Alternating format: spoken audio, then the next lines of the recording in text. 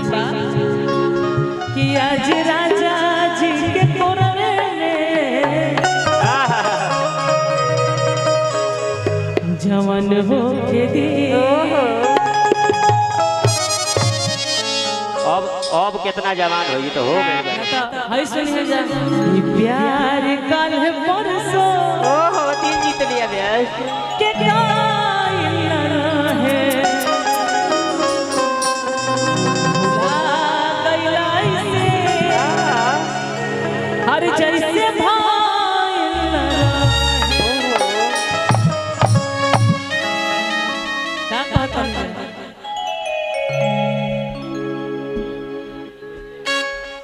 सुनाइए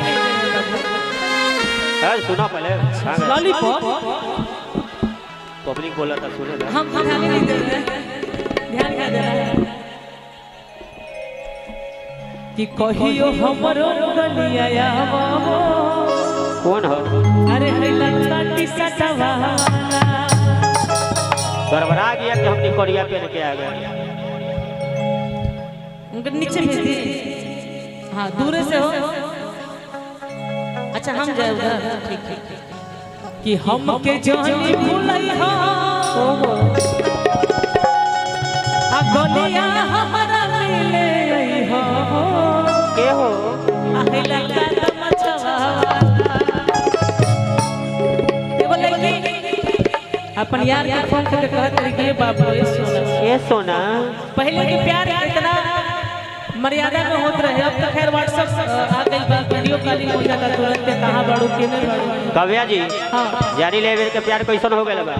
detergent powder पहले इस्तेमाल करे फिर विश्वास करे। हां और पहले के प्यार इतना मर्यादा में होत रहे कि लोग चाल चलन से पहचानो। पहले के प्यार में जोड़ा रहे पहले के प्यार के जोड़े नहीं जोड़े कहत रही कि सुना तू लाल टी शर्ट पहन के आज है तो पहचान जाई थी तू ही हो। और तू है बारह हमर मजनुआ हो कि हम के जानी भूलई हा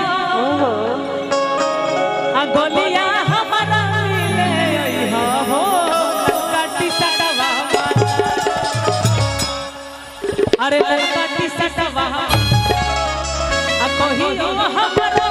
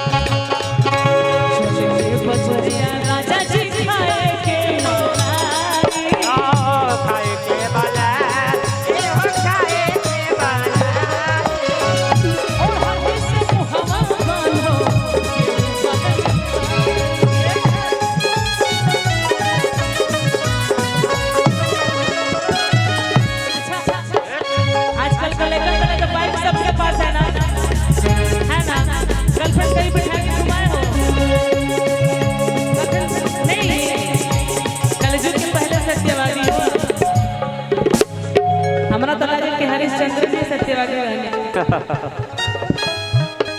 अरे क्यों हनी से मुहवा बना अरे क्या गाना बाना भाव में अब तारी सास मन में कहे को मन से कहा कबे जी को नाच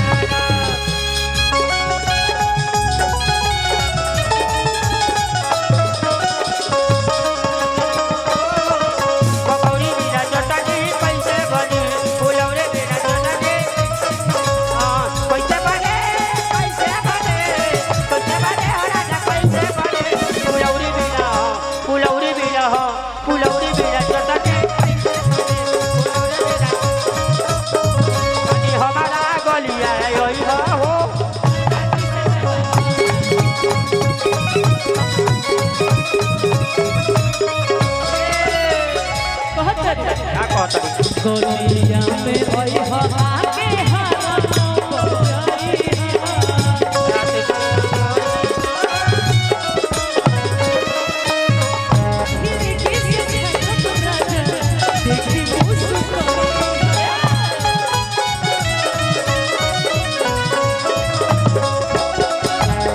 हारा राजा जी लगई हो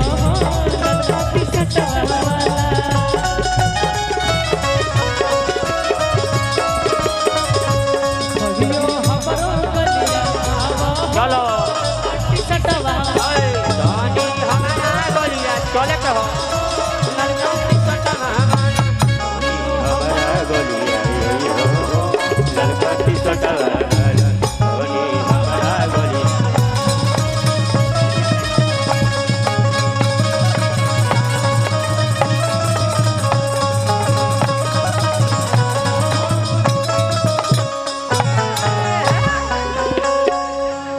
ये लोग कह रहे हैं कि हमारी कोई गर्लफ्रेंड नहीं है।